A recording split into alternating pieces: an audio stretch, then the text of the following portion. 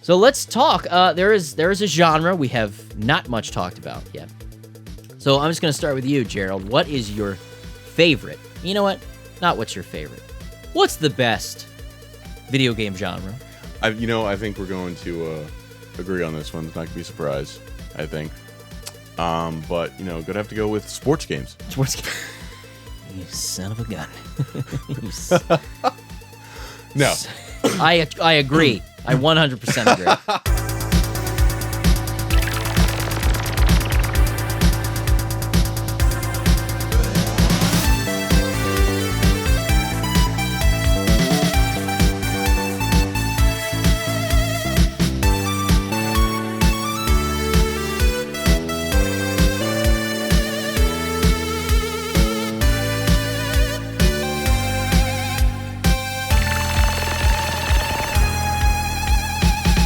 Welcome back to Digitally Distracted. I am Game Dave. I'm Gerald. And today's topic, we're going to be discussing the best of the best video game genres. And this is a topic I've wanted to do for a while, and I figured why not on the 10th episode. We made it to 10 episodes, Gerald. That's crazy. We did it. Where's the time gone? Small wonder. Mm-hmm. Small wonder. So I remember when the episodes were just this big. Yeah, they were so little. And now they're this big. Slightly larger. Slightly larger crib for this show. But yes, we've made it to the 10th episode, so I figured now's the time to really dig into the gaming genres. And I wasn't the only one, and you weren't the only one thinking about this, because we even had a Twitter hashtag message, hashtag digitally distracted. This came from Jared Lutz, who said, how about discussing video game genres? So it's like he knew. He knew. He knew it was on the list. He knew it was coming. So before we get into the best video game genre, which we have not revealed to each other yet, no, we're going to save that we might have an inkling. Mm-hmm. I just want to talk about some of the different genres, maybe some important games in those genres and some things like that. Sure. So let's just start off with the classic platforming games. Mm-hmm. So platformers. Obviously, this is the genre where you are moving usually left to right. Good guys always move left to right. Enemies always move right to left. Everybody knows that. Heroes love to walk from the left. And you're jumping on platforms. Then that's the 2D side. The side scrollers, sometimes they're referred to, once screens actually started moving. Right. After Pitfall, where the screen would just completely load the next screen. Yeah. Yep. Or Zelda, which is not really a platformer, obviously. Right. Very different situation there. And we'll get into that, because there's a bit of an argument I want to get into about Zelda, the classic Zelda games. So with platforming, you think Super Mario Brothers. That's sort of the go-to 2D platformer. But there's also 3D platformers in the PlayStation era. I know the new Spyro re-release is coming out. That's sort of a big deal. You got Super Mario 64, which a lot of people look to as the definitive turning point for 3D platformers. It's all right. It's okay. But I was not an N64 boy. Yeah. Which I'll get into in a future podcast for sure. So platformers, let's talk about them. Okay. What do you like about platformers? Do you think they're a good genre? Obviously, they've withstood the test of time to some extent. Right. Yes, I would agree with that. I think they're definitely past their prime now. What do you think has replaced then? Because it's true. Aside from indie titles, you don't see a lot of new platforming games. I think the open worlds. Open worlds. Yeah. Yeah. So Breath of the Wild, maybe. Exactly. Is the new platformer. Right. Maybe not. I feel like it's the new platformer in so much as that was one of the sort of the staple genres or titles that was out there, you know, and now I feel like those titles have moved to the open world sort of style. Yeah. So you still have the same types of heroes and the same types of, missions and goals and things like that. Right. But instead of moving from left to right now, you're just moving through the world. Mm-hmm. So it's less about the puzzle of figuring out which way to go and more about where to visit in an open world. Right, exactly. Okay, so you would say that's sort of taken the place. Because, an open world game didn't really exist in the same way in the older 2D, 8-bit, 16-bit era. Exactly. The technology just wasn't there. No, because the only type of open world gaming that did exist was more like it was like 2D exploratory gaming, Right. maybe in an RPG. Yeah, there's a world map, but it's not really the same idea because it's the world map strictly serves the purpose of going from town to town or location to location. You're not doing any sort of gameplay mechanics in that open world necessarily, whereas in a platformer, you are. In an open world game, you are, whether it's not, you're climbing something or you're taking down an army in some area before you move into another area in an open world sort of situation. So, okay, I could see that. What would you say is your favorite platforming game? I know a couple of mine. I'd have to say Contra. Contra? Okay, so that was your go-to sort of shit. Now, that's sort of a mixture, I would say, mixture genre, which is actually the next genre I want to talk about, which is the shooter genre. When I say shooter, I mean shoot 'em up. I've always referred to those as shooters, but people like to say shoot 'em ups or shmups. I don't like the term shmups. Have you heard shmups? I haven't. I don't. Well, good for you. That's the magic of you being off the internet. People, it's like, oh, I love that shmup. It's just shoot 'em up made more dumb sounding. Right. So just say shoot 'em up. But I come from an area where I just called them shooters. And then now it's the confusion between shooters and first-person shooters, which are very different. And they have third-person shooters. Just call them gun games, to be honest. So gun games, and then you have shooters. And Contra sort of toes the line between platforming, because there are some platforming changes in the old NES games where you jump up and down between levels. You're maybe doing some high-tensity jumps, very tense.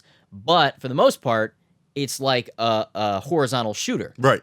Because you're constantly shooting at enemies coming towards you, though they can sort of pincer you. So maybe it's a little bit different than a traditional shooter. So that's kind of a platformer shooter game. Right. To me, I don't know if you'd agree with that. No, I would agree with that, yeah. Yeah, you would. You're off the podcast. No. So Contra is your favorite. I know you've mentioned Contra before, and you did beat Contra. Yeah. I, again, have not beat Contra legitimately. This is very hard for me. I'm not good at shooters in general anyway. Let alone shooting platforming games. For me, it comes down to, you got to look at Super Mario Brothers. Yeah. And, like we've talked about before, that big debate, we briefly touched on that, the Super Mario Brothers 3 or Super Mario World, which is the game. Yeah. And for me, it is Super Mario World just because it's just polished enough.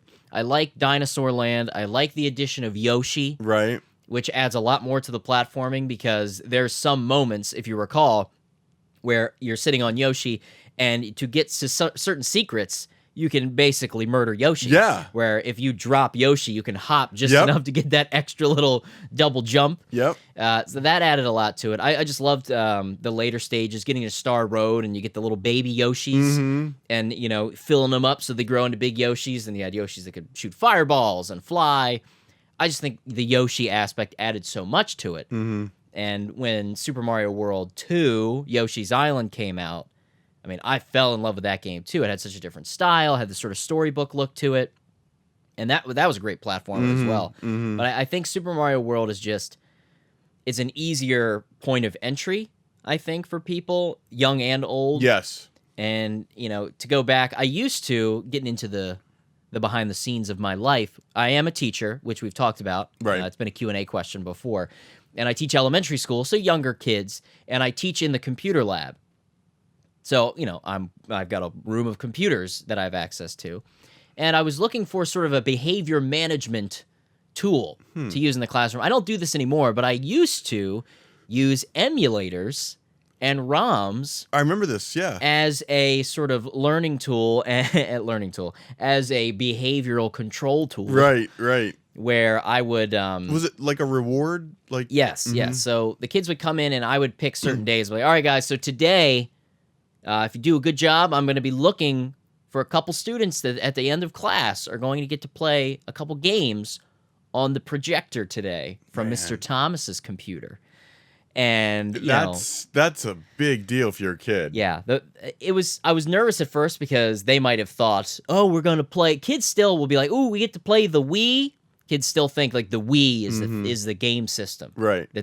Some have like PlayStations and Xboxes, but they still sort of think about the Wii. And we actually have a Wii system set up in the cafeteria. And on Wednesdays, kids get their names drawn to play the Wii. Wii Wednesday. Wii Wednesday. It's exactly what we call it, actually. There you go. Figured it out. It wasn't a hard leap to make that we were going to call it Wii Wednesday.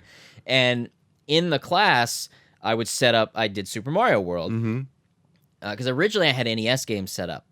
And I would bring the kids over. And they really did love whatever. I was nervous that, these are very old games. They've probably never played them. Right. And these are kids under 10. I was like, this is going to be interesting. And originally I had them play the original Super Mario Brothers. I was like, it's super simple to understand. Move left to right, you jump. Fireballs, maybe. And with the new Super Mario Brothers games that came out for the Wii, they might have some understanding of that 2D movement style, but they sucked. They were the worst. Really? Oh, it was hilarious. Did they have a controller or was it a keyboard? I hooked up a USB controller. Okay. The second time I did it. Because the first time I had him use a keyboard because I didn't think about bringing that in, and that was pretty bad. But the controller didn't seem to help much. And it was just that classic, like, they jump over the first Goomba, right, and then they just fall into the pit. I'm like, man, that's embarrassing. Right. But then when I switched to Super Mario World, they did a lot better. And they were actually able to, like, beat stages. Interesting. Yeah.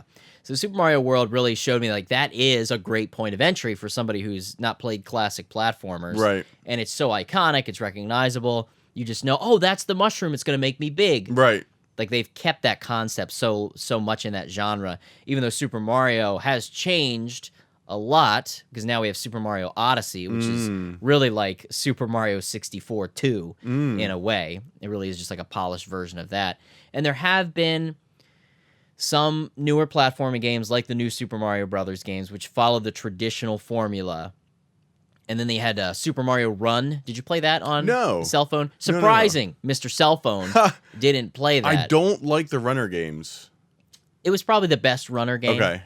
But it was a side-scrolling runner, and you just jumped. Gotcha. So you would just start moving through a stage. It was based on the new Super Mario Brothers sort of engine style, and you just would jump through. It was okay. I played the free version. I did not pay to unlock the full game. It wasn't that interesting. Right. But Super Mario World is the definitive platformer to me. I know you said you're more of a Mario Brothers 3 guy. I just like that polish. I like that polish. I get it. I can't judge you for that. I can't hold that against you. You know what it is? I think it's the cape. My favorite thing was the addition of the feather and the cape. That was cool. Because Raccoon Mario is awesome. Yeah. Or, I loved the different suits. Yeah. In Super Mario Brothers 3. You had a freaking frog suit. Yep. You had a Tanuki Mario. How cool was Tanuki Mario? It was basically Raccoon Mario, but you could also hide from enemies. You would turn into that statue. Yep. And also, for those of you watching the video form of this show, that right there is a traditional Japanese Tanuki. Get out of here. You might be saying, why? I think somebody asked before, why is that? What is that thing? Why is that there? Because this is a fortune Tanuki to bring good luck. How do you like that? I had no idea. Yeah, I found that a long time ago. But Tanukis, it's interesting that they chose Tanuki for Super Mario Brothers 3 because the Tanuki is a traditional Japanese folklore creature, and it's known for having very large, I don't know if you can see that, very large somethings. Do you know what they have that's very large, Gerald? Wow. Wow. Do you see what those are? Holy smokes. Those would be testicles. Those are some testicles. Wow. So the Tanuki had very large testicles. And if you look up the traditional Tanuki, it doesn't quite look like this one. This one's much cuter than your typical Tanuki that you would see in the folklore. But yeah, they're known for their big fortune, balls of fortune. Wow. It looks like he has 4 feet. What spherical feet you have. Right. Very interesting. You 4-footed and 2-handed Tanuki. Wow. So a little bit of I'm surprised. Why didn't that feature happen when you would collect the Tanuki suit? It probably would have been a bit odd. Probably. Sometimes you got to go back and touch your roots, Sometimes you do. You got to touch the roots. You got to touch the roots. So platformers, I think platformers are great. They definitely lived in the era that we grew up in. Platforming games were easy successes, you might say. Like, they seem to work. Most platforming games, even the crappy ones, were still bearable.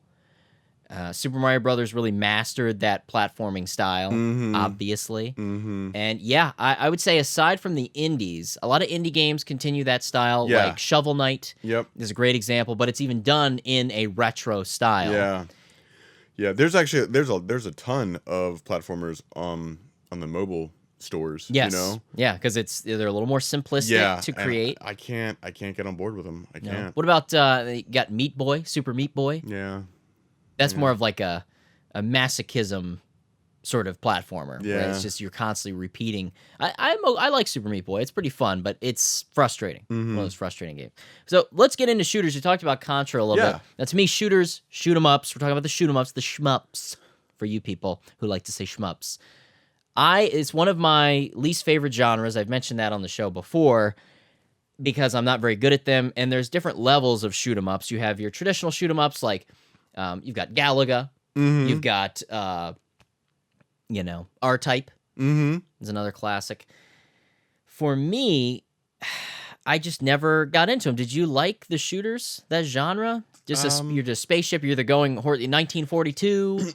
I did actually. 1942. Loved that game. I also loved Life Force. I don't know if I mentioned that. I think I did. Yeah. One of the first ones you beat, right? Yeah. First games you ever beat was Life Force. Yeah. And that's considered a very good shooter from the NES and Famicom era. Actually, the Famicom cart is way cooler looking than the NES cart for Life Force. Life Force is good. I have that one over there. I think I have a box copy of 1942 up there for the NES. Really? I think it's the first game up there. I think that was my favorite game in the arcade before Altered Beast. Really? And Golden Axe, yeah. Yeah, it probably would have been beforehand that you would have played that. Yep. Because the Genesis sort of stuff wasn't coming. I mean, it was on the arcade. I feel like that's the game I would go to when I would watch other kids. You were watching. When I would go to the arcade to watch other kids. It's somehow even more sad. You were watching other kids play 1942. It was, and I would hover around these. I remember them having that at Jolly Time. Yeah. Our local arcade that closed down. For a while, they still had that. But I don't remember. Of course, you were there a little bit earlier than me. I don't remember anyone lined up to play. No, that's just it. I would hover around these games hoping that someone would want to play so I could watch. Can somebody please play this game that nobody wants to play so I can watch them play this game that I'm the only one that wants to play it? Right. That costs 25 cents. Yeah. Yep. It's not like you grew up in the era of the penny candies. Right. I mean, come on. It's a quarter. It's just a quarter. Come on. Yeah, man. I hear you. Mr. and Mrs. Gerald. I mean, come on. You couldn't have. Please share this show with them so they can see how they did you wrong. But, I was just never very good at shooters because I would get bored very quickly.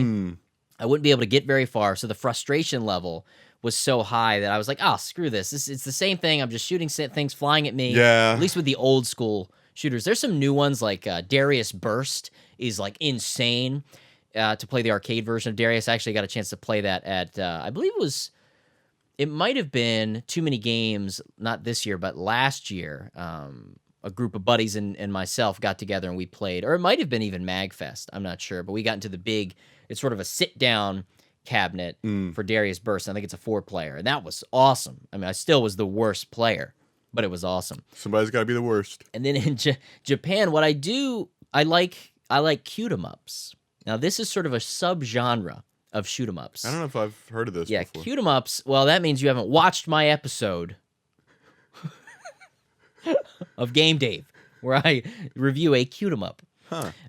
So shoot 'em ups are basically shooters, but instead of being a traditional, spaceship in space taking out the alien infestation or bad guys, you are a cute something shooting like cute little things. Really? Yeah, so the first one I sort of reviewed is from the Twin Bee series.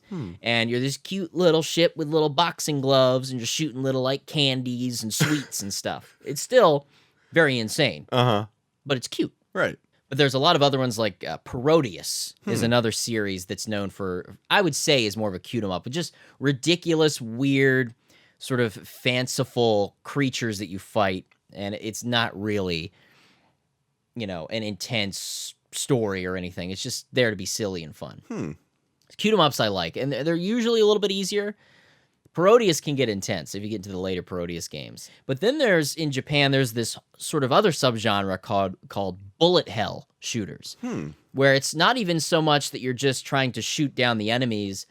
It's more that your goal is to avoid bullets the whole time. Wow. Where the bullets are so insane and so frequent. It's like Super Hot. It is. It's almost like Super Hot, the shooter. And the bullet, you're just moving just through a maze of bullets. Gotcha. A volley of bullets, also trying to take out the enemies. And those, talk about frustrating. Because these are usually one-hit kill games when you play Oh, I hate shooters. those. Oh my gosh. So you're definitely more, with Life Force, of course, that's a major one. 1942. For me, it's just not a genre that ever did it for me. So obviously, I don't think that's going to make it to the end. So from shooters, we'll get into what I guess shooters are now. And there's so many. FPS games. FPS. Right. Something you ever got into? Originally, they made me motion sick. I did eventually build up a tolerance to it. Yeah. But You play them. Yeah. I think... Because let's be honest, there's been you've been attacked, Gerald. You've been attacked. People think you're not a gamer. Right? They think you're not a gamer. Probably because you said, I'm a cell phone gamer. People are like, right? I'm your non-traditional gamer. You're a non-traditional gamer, but he plays the games. Everybody's like, oh, but I think Dave's turning him. He's like, no, he's a gamer. He's playing Life Force. He was beating Contra when I couldn't beat Contra. I had to play Sesame Street 1, 2, 3. I could beat that, or Barney's Hide and Seek on Genesis. Right. That's what I was beating. No. What first-person shooters do you like in the genre? If we're thinking first-person, because there is sort of offshoots of first-person shooters as well. You've got third-person shooters. Right. Third-person are my preference. Okay. But I'd have to go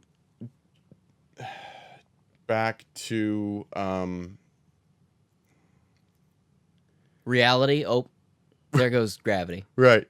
So what would you have to go back to when it comes to shooters of the what were the early shooters? I'm trying to think. Doom? Yeah. I never got into Doom. Wolfenstein. I never got into Doom, but I'll tell you what I got into. Chex Quest. You know Chex Quest? No. It came with Chex. What? It's a cereal. So it was basically a reskin in a way of Doom, but with the Chex Man, and he was going through and taking out these weird, like, booger-looking creatures with his little... It would almost look like a remote control, and he would blow them up, and he would get other weapons. And it was totally based on the Doom engine, legitimately based on the Doom engine. Wow. They had, as far as I know, they had permission to use the engine to make this game. There was something with the company. I'm sure someone in the comments will detail that.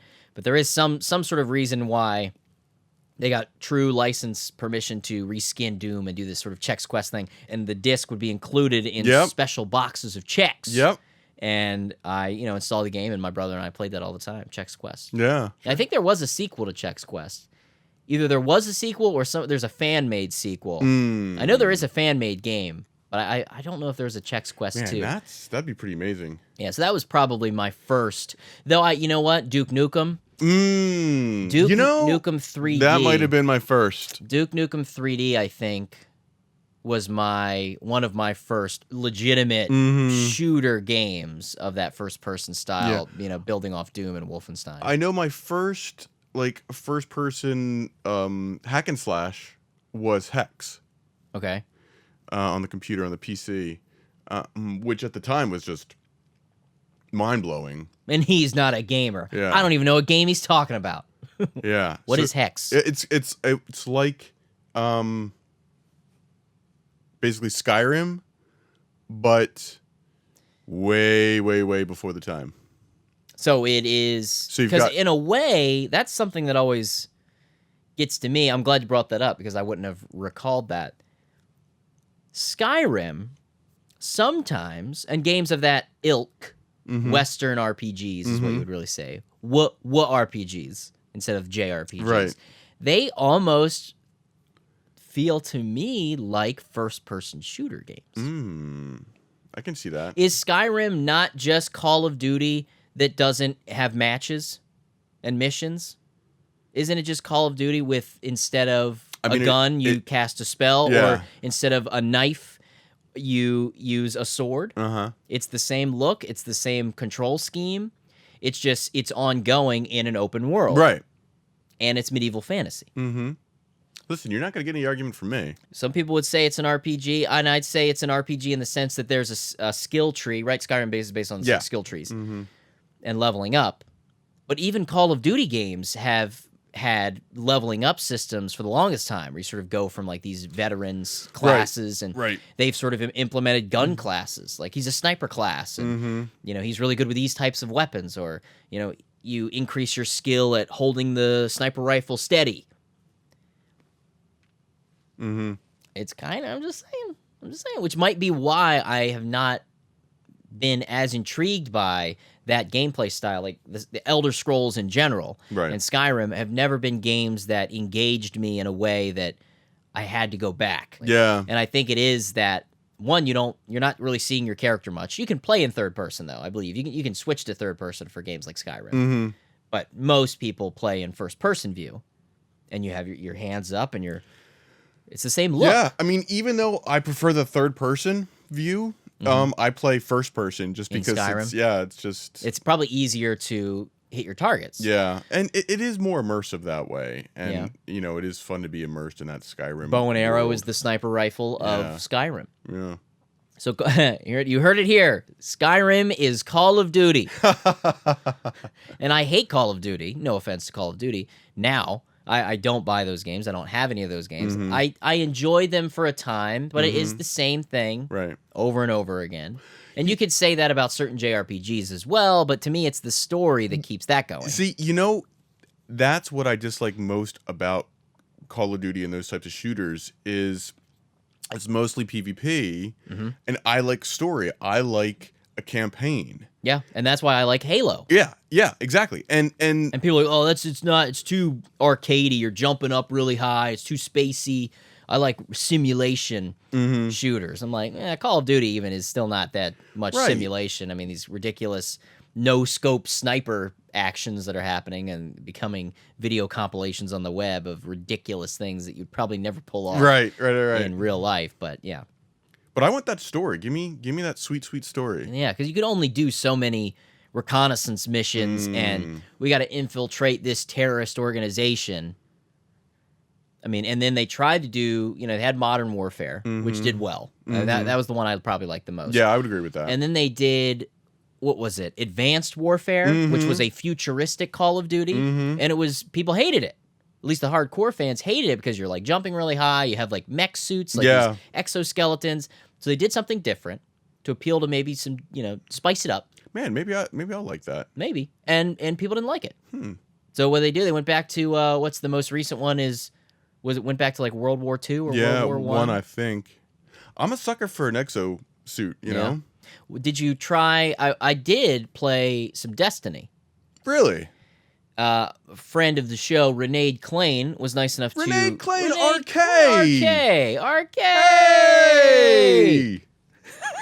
He was nice enough to send me a beta code when they released the beta, and I actually did a video on it because he was nice enough, and I was like, wow, this is actually, I like this. I like this, and because it did what, in a way I was implying Skyrim kind of is that it took the sort of first-person shooter style and added in leveling systems and armor systems, and it was almost like sort of RPG-ish, more so. You built your character up, chose your class. It was pretty limited. I mean, this is the first Destiny we're talking about. And then it had this hub world where you would go and buy things. It was almost like going to merchants and exploring like a little town, and it was in third person when you would do that, which was kind of nice. Yeah. But I never went past the beta. I never got past the beta because it's another one of those games where it really was a game you had to play with people. Right. Because it is more of an MMO setup where you had to go with a team and do things. I mean, you could do it sort of with 2 or 3 people, but to really do raids and things like that, you got to have a big group. Yeah. And that's just not something I had time to dedicate. And to. that's I'd probably catch some flack for this. Ooh, flack him. I can't stand those raids. I just can't stand those raids. I just coordinating with other people. Man.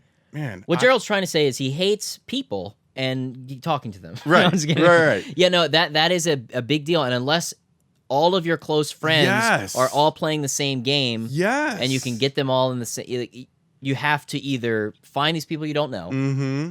and make a connection with them enough to where you even want to play with them. Mm-hmm.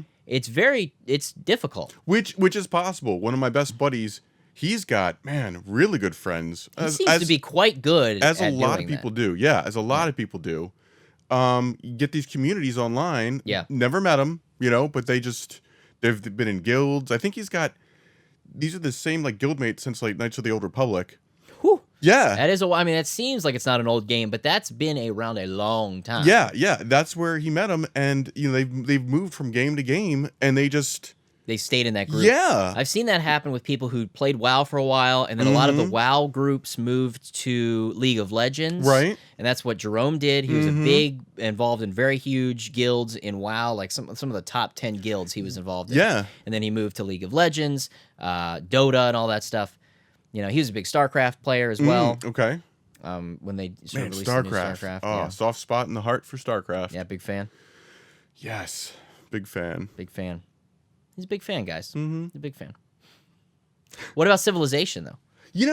I love me like a civilization simulation game. Let's talk strategy then. So we're on strategy genre now. We're done with first person. Oh my gosh. But I could never get into Civilization, but I love those games. My favorite Civilization was Civilization 2 Test of Time for the PC. And let me tell you why. One, because my uncle bought it for me for free, so it was the only experience I had with it. But the great thing about Test of Time is you had the main game, but you could also set up these sort of custom style games, and you could do one that was sort of a medieval fantasy style, where your troops were like orcs and things like that. Yeah. And you had this sort of underworld and like this light and dark world between the two civilization arenas and stuff. I loved Test of Time. By far, probably my favorite Civilization game. My favorite would have to be Populous.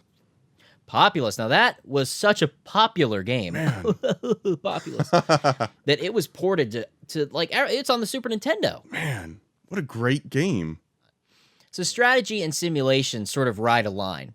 So sort of like how Contra rode the line of platforming and shooters. Right. I would say strategy and simulation games sometimes ride the line. So you have Civilization, which is definitely a turn-based or sometimes real-time strategy game, depending on how you play it. Mm-hmm.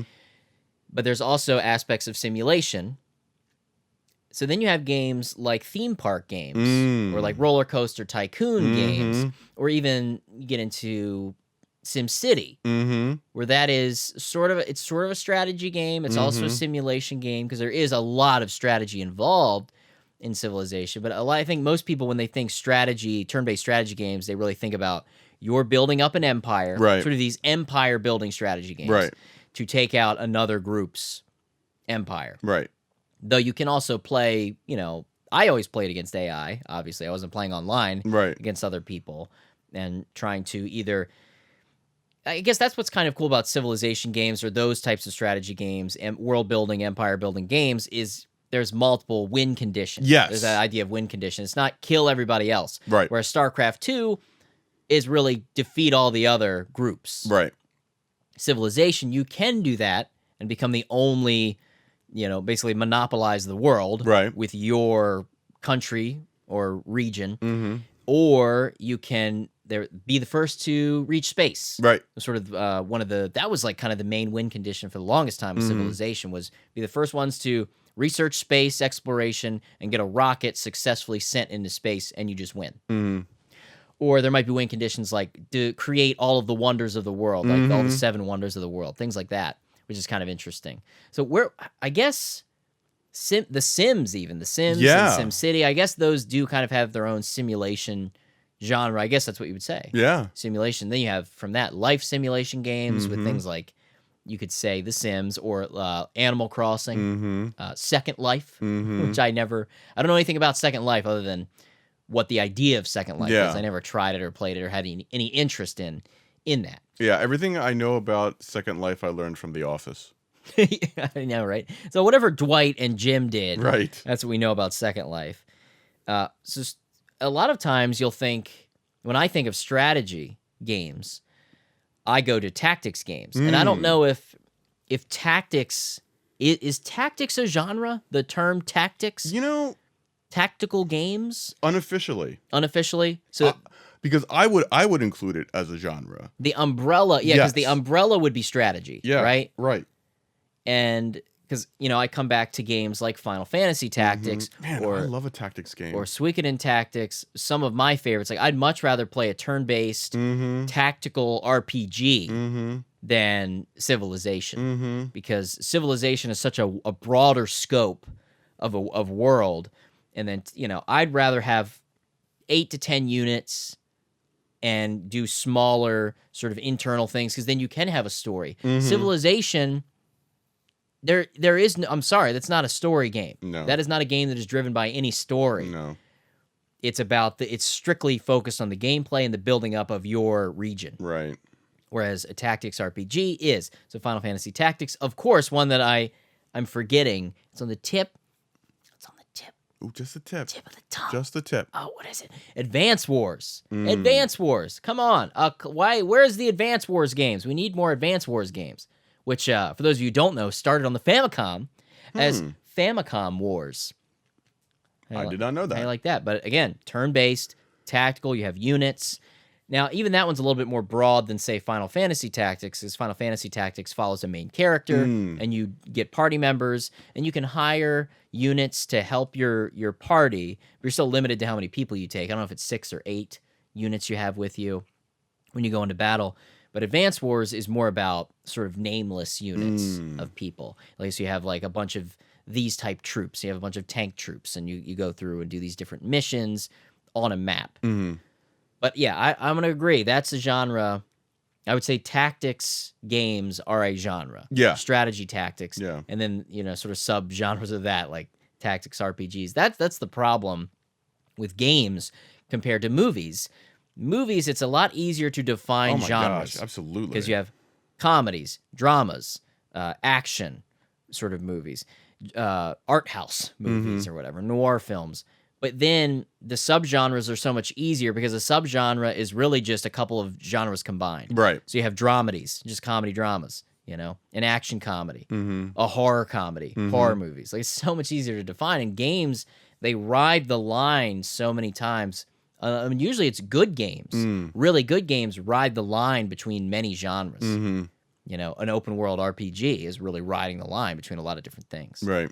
So MMOs, while we're sort of talking about the strategy-based games, because in a way, StarCraft, you're playing with a lot of people, you're playing online, multiplayer online games. Well, I mean, they had the campaign, though. Right. Which kept it from being like an MMO. Right. Which I came for the campaign and ultimately stayed for PvP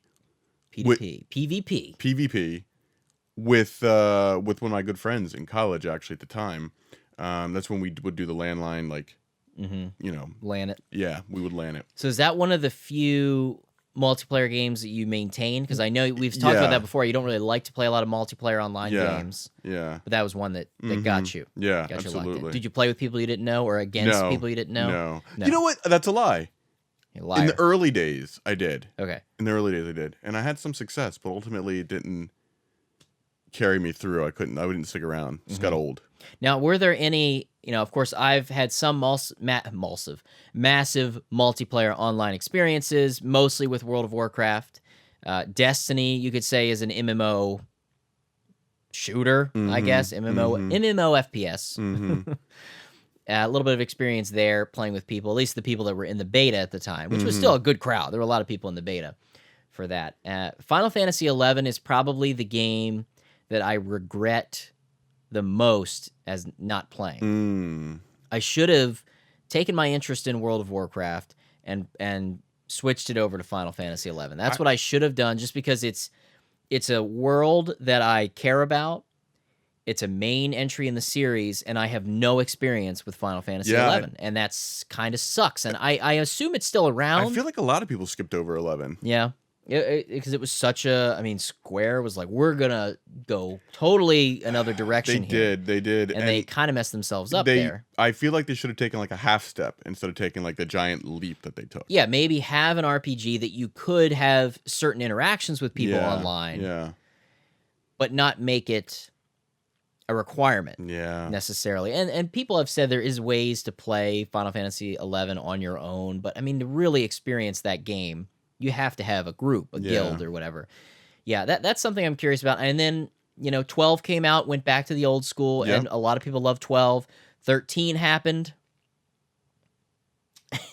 And then 14, they did it again. So now Final Fantasy 14, I know there's a lot of people playing Final Fantasy 14 massively, multiplayer online RPG. But I believe there's still people playing 11.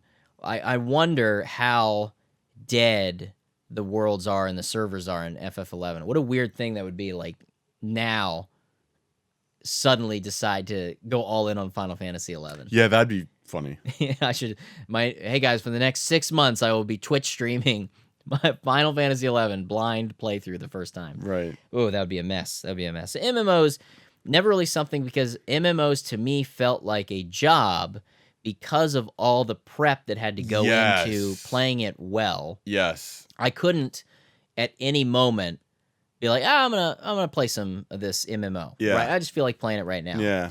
And you could do that, but really you're just grinding on your own. Yeah. You can't do the real parts of the game, which are the raids. Right. The raids are what make MMOs unique. Right. Yeah. Otherwise, you're just grinding for gold and experience. Yeah. So we talked about strategy.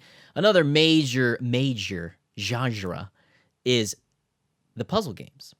Love me some puzzle games. Favorite 3 puzzle games. Give me 3 faves. Love me some puzzle games. Give me 3. I can't think of any. No, Siberia comes to mind immediately. Siberia.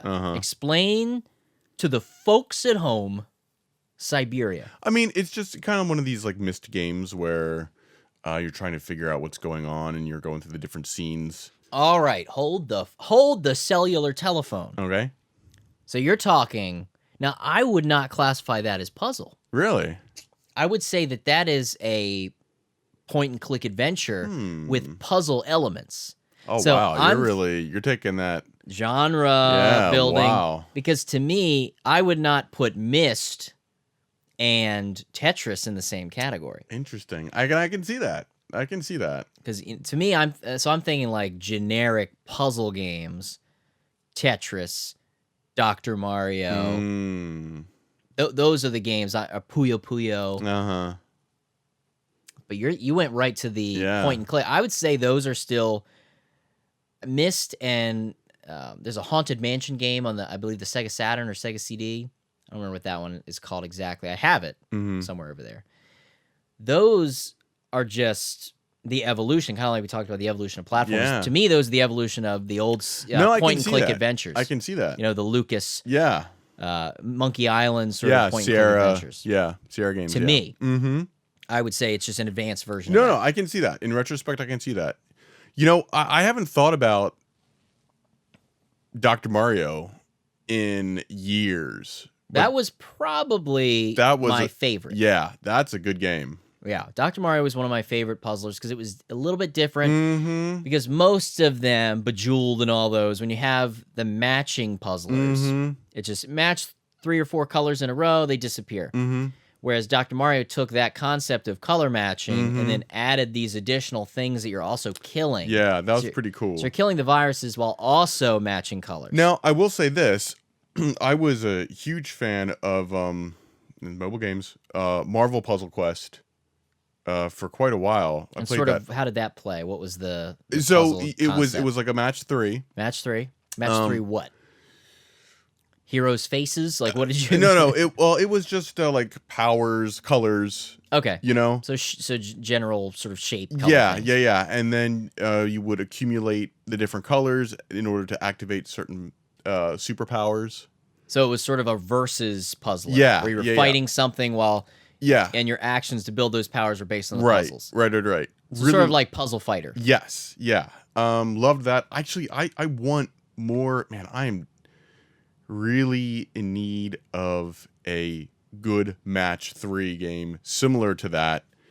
Because the normal match 3s where you're just sort of trying to accumulate enough of the color or whatever to beat the level. Like, that's boring to me. Like, I need some other skin or some other...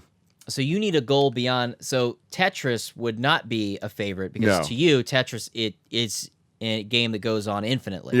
Right. And then your progression is just the speed of the drop blocks. Right. Like, I tried Magic the Gathering. Tetrominoes or Tetriminoes, as people say. I tried Magic the Gathering Puzzle Quest. That didn't really scratch it. I've tried just about every other type. I did like Magic the Gathering video games, though. The actual just playing the card game. Cards? That was nice because I didn't have to worry about deck building and you just jump into matches. Right. Because I played a lot of Magic the Gathering traditional. My group was very into that. I was never very good at it. I played very basic decks. Green deck. I played green. Where my green decks at? Yeah, that's your green. Green decks. That's all I could do. Also, because green decks are pretty easy to play. It's just building up as many things as you can. Right. Just build a wall against everybody else's weird, convoluted things. But, you know, it sort of died out.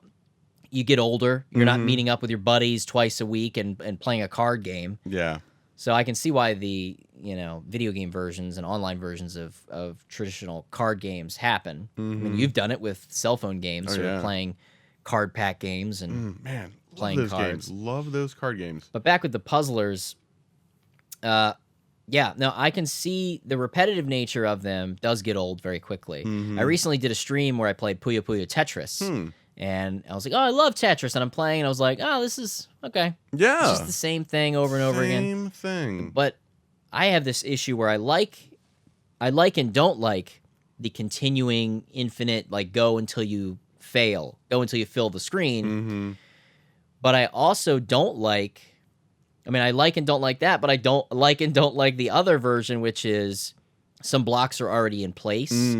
And you have to remove everything or try to do it in so many moves. You know what I'm saying? I don't. I'm not explaining it very well, but where it would just be levels of sort of challenge mode puzzle games. Yeah. I'm trying to think of a specific game where it does that. Oh, I can't think of a specific where you have to clear a certain level by doing it in a certain number of moves, and there's ways where you can fail if you drop too many blocks in a certain spot where you can't reveal it.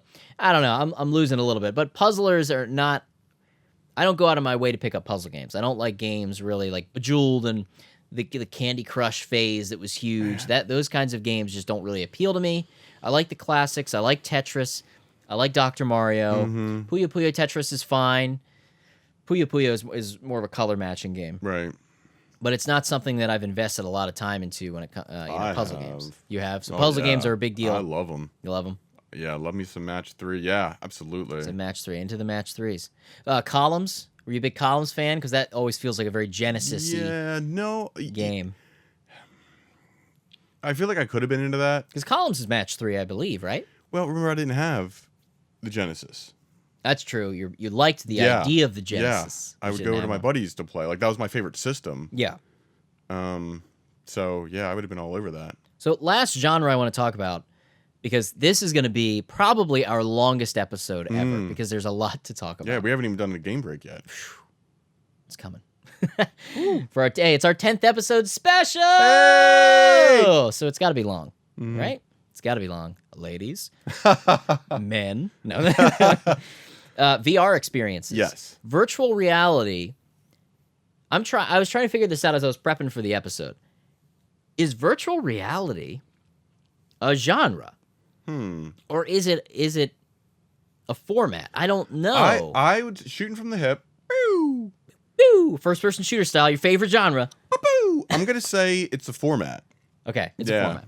Yeah, because obviously there are different. There's rhythm games, which we didn't really touch on as a genre because there's so many other genres. We'll have to do a follow-up genre discussion. But rhythm games with things like Beat Saber, it's a totally different experience than, say, Shooty Fruity, where it's a shooting game. So VR is a platform. Okay, I just want to make sure.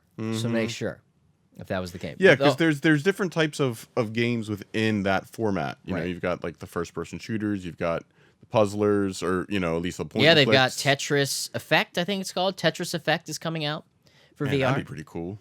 It's gonna be interesting to see how that plays out. I haven't seen much footage of it, but okay. So that was more of just a quick check before we get into the game break. Whoa. So previously, Previously, we mentioned that there is indeed a Game Dave P.O. Box, and hey, why not use the Game Dave P.O. Box for Digitally Distracted as well? And I'm doing much better at checking it regularly, trying to check it every week. I have a hard time checking my regular mail. Which is, that's bad. It's literally outside the door.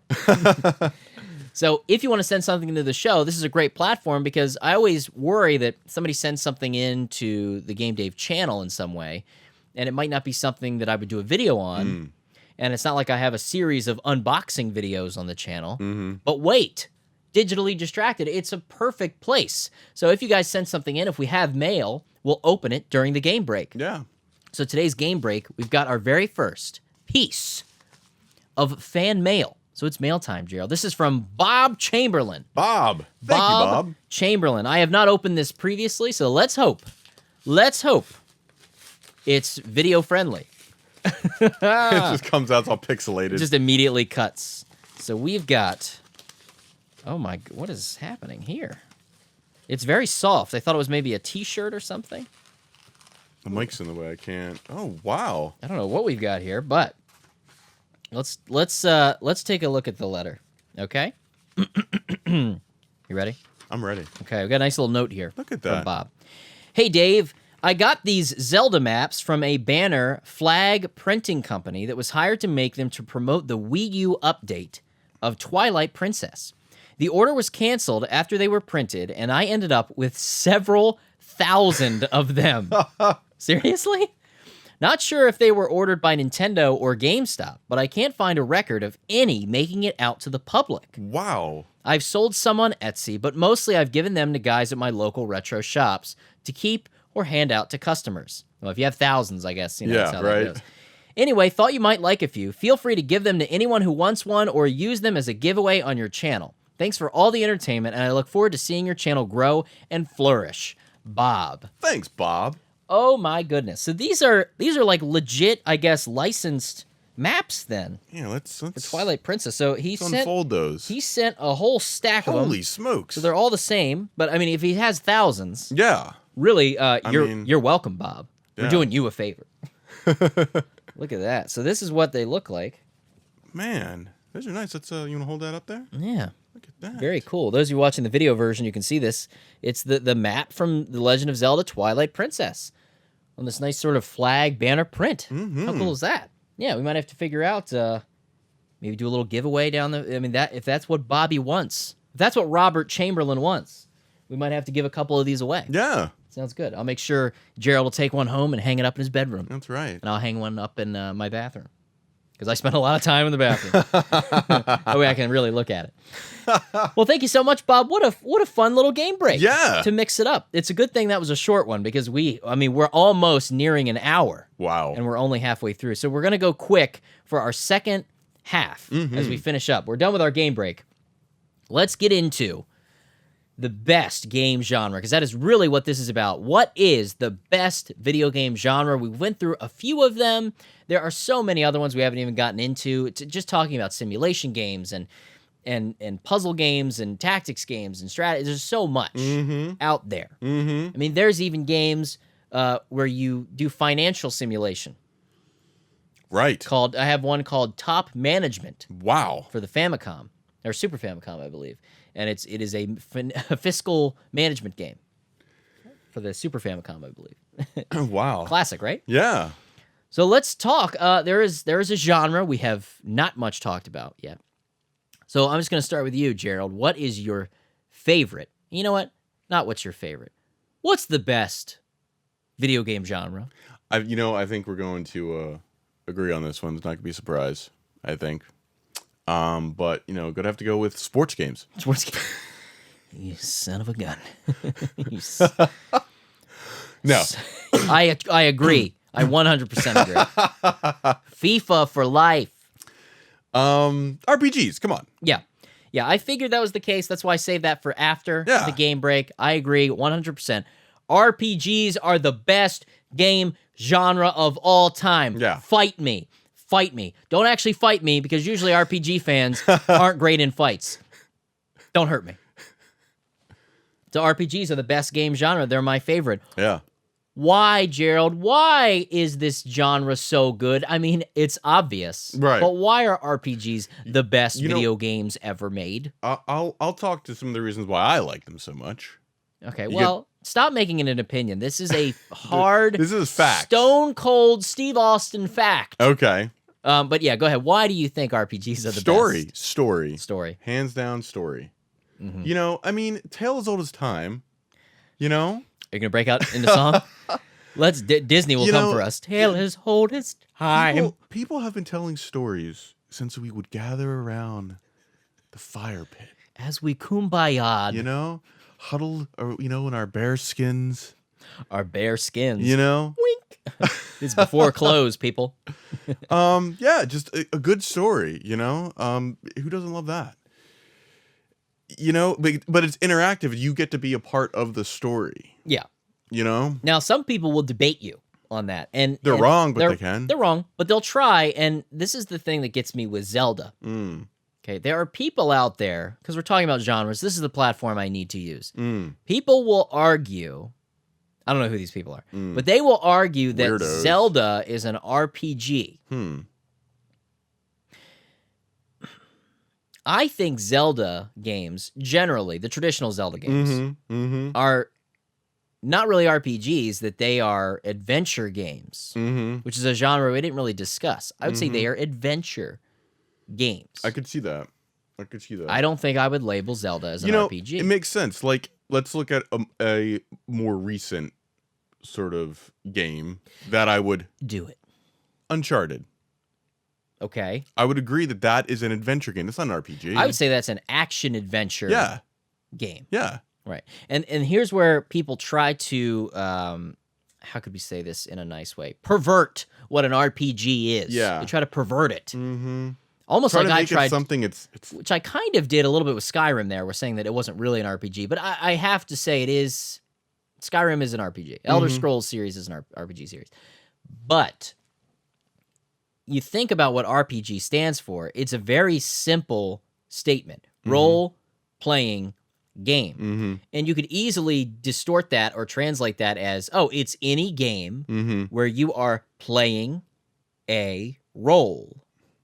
And you could say, and this is the argument you hear a lot, Zelda, in Legend of Zelda, you play the role of the hero, which until Breath of the Wild, you could name the character, but is Link.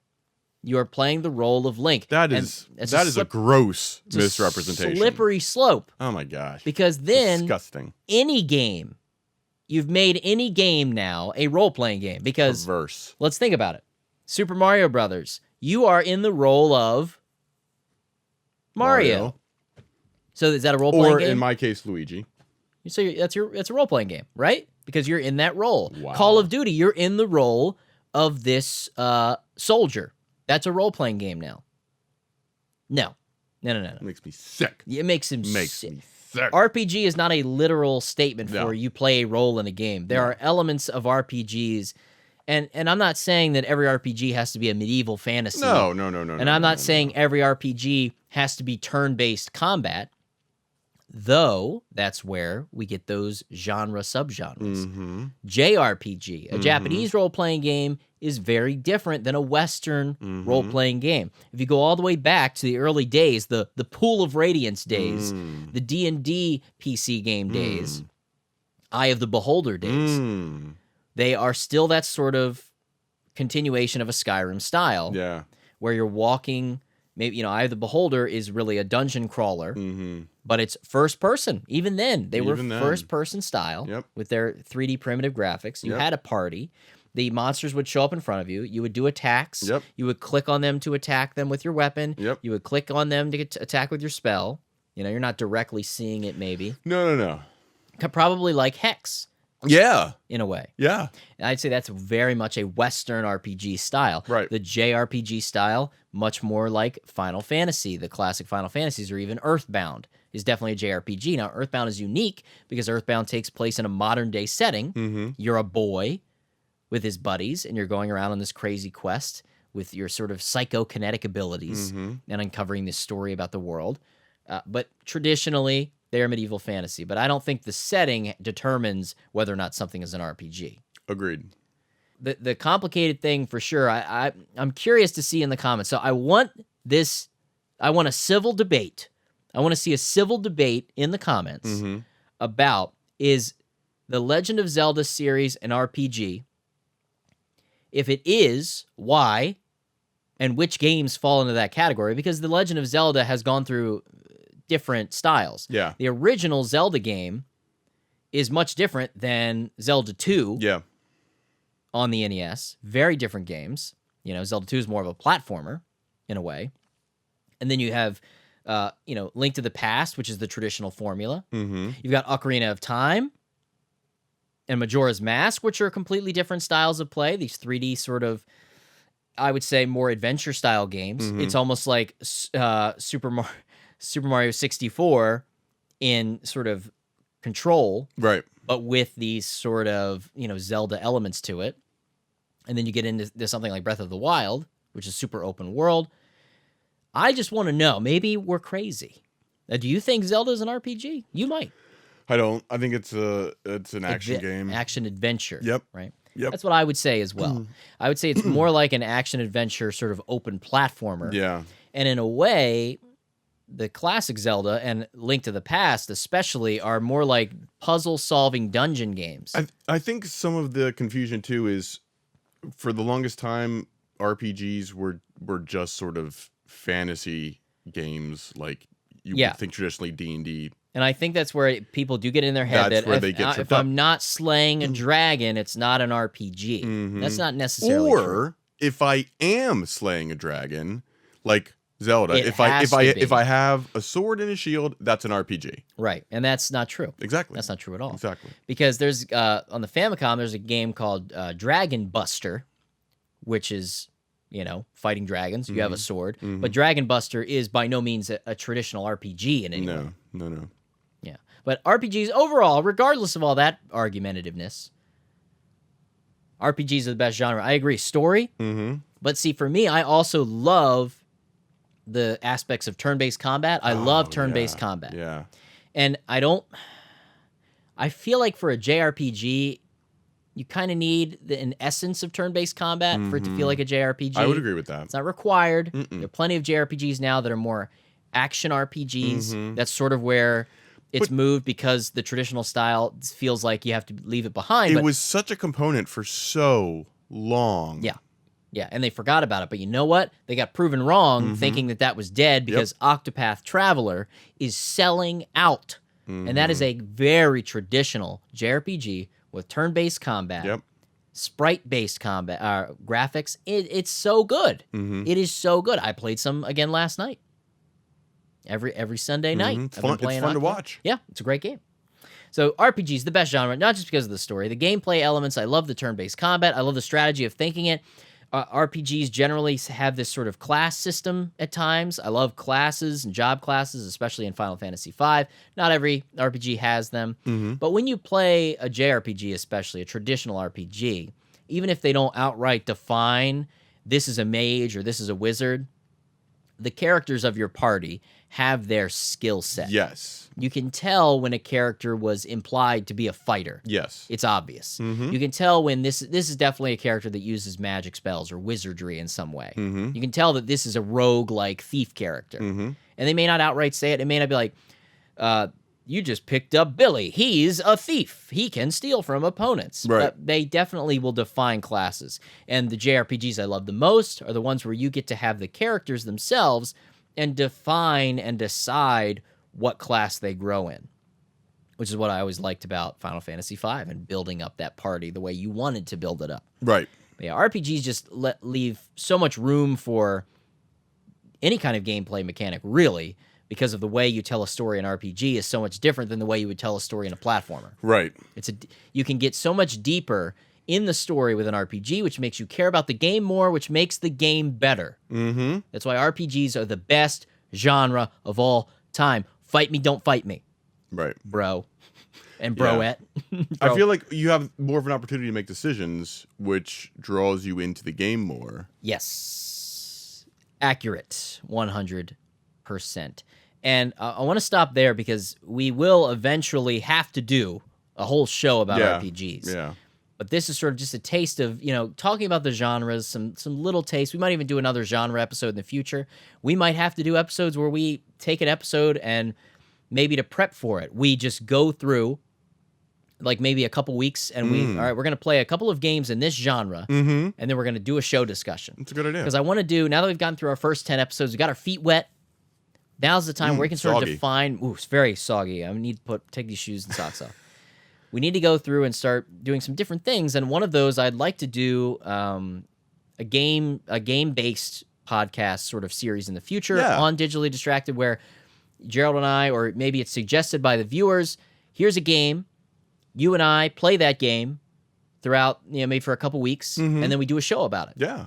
Because we could easily talk about one game for an hour. Oh, absolutely. So that'd be a fun thing to do in the future. That would be fun. So there's a lot of things on the horizon for Digitally Distracted, and I want to say thanks so much for all the support. It's been more than we expected. We thought this show was going to take a while to really get a foothold, but people have really enjoyed it, and I'm really happy about it. I've got some more things to say at the end, but we got to move on to the Q&A. Okay. Now that we've determined and made it a Wikipedia fact, RPGs are the best genre, let's move on to the Q&A. Now, this is more of a statement. I like to pull statements every once in a while because they used the hashtag Digitally Distracted on Twitter. I had to. This is from FemTrooper. FemTrooper, friend of the show, fan of the show. FemTrooper. Hashtag Digitally Distracted is my cure for the case of the Mondays. Well, you're welcome. That's right. Every Monday at 6 a.m. Eastern, you get to watch or listen to Digitally Distracted. Thanks so much, FemTrooper, for your support. I always see your messages, and I really appreciate them. Next question. We got a big one. Oh, boy. Now, this is a big one because it goes with our topic a bit on genres of games. This is from Wrath Drake. Ooh. That sounds like a Fate name for an RPG, D&D name. So hopefully we'll run into a character named Wrath Drake. This is a question. Wrath is letting us know it's a question. Game Dave, have you ever experienced or seen it happen to others that other gamers would say you weren't a real gamer because of the type of games you played? I don't mean the argument of console versus PC versus mobile. I mean the difference between playing a tough game or a game that requires a lot of grinding versus a couple of hours long game for kids or an educational game or some kind of sports game.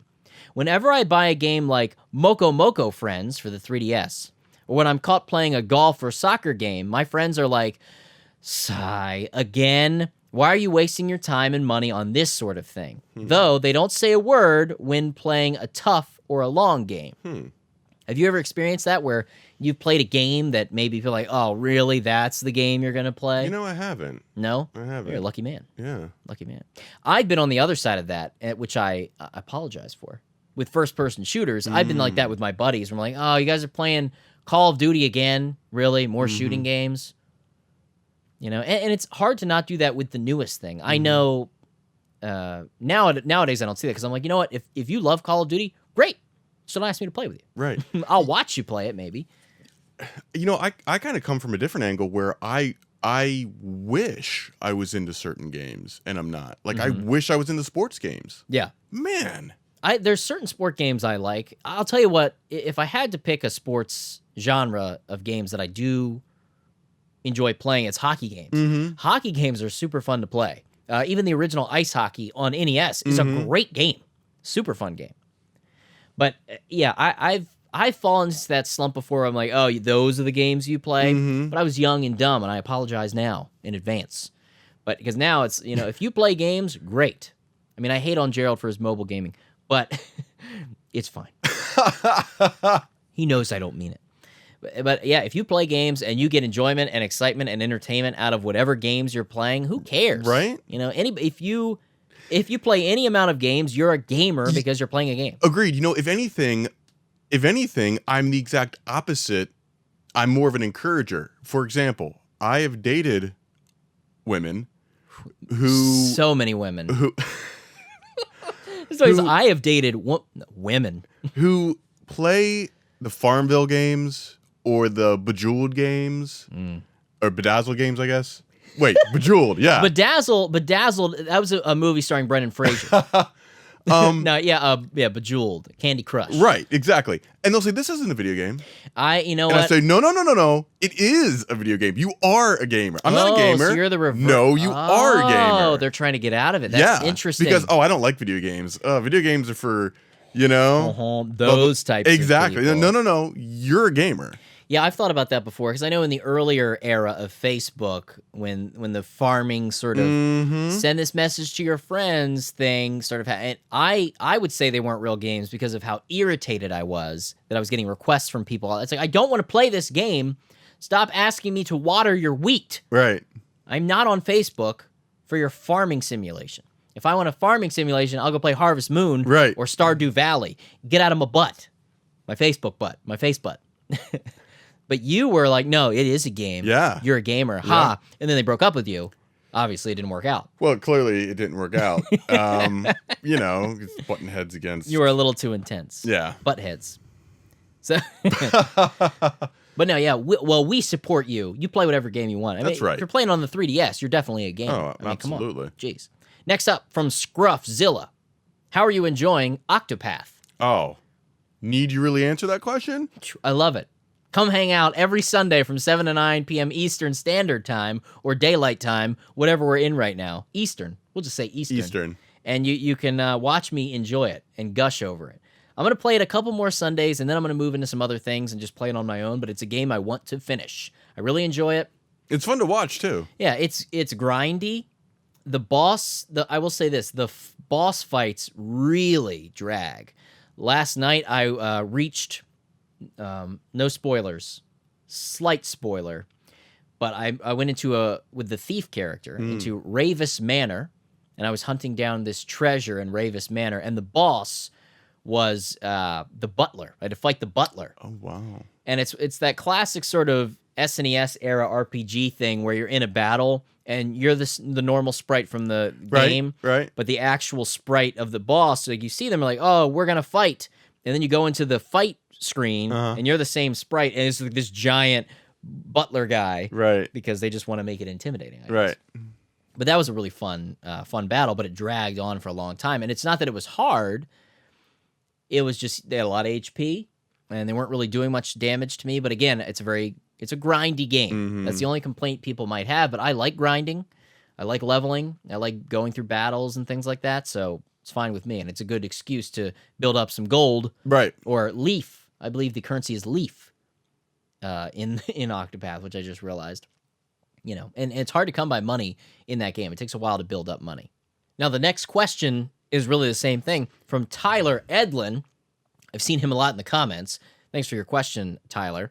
I'd like you to talk more about Octopath Traveler in the future. So there you go. I'd love to talk more about Octopath as well. You can also check out the stream. Tyler says he is addicted to it.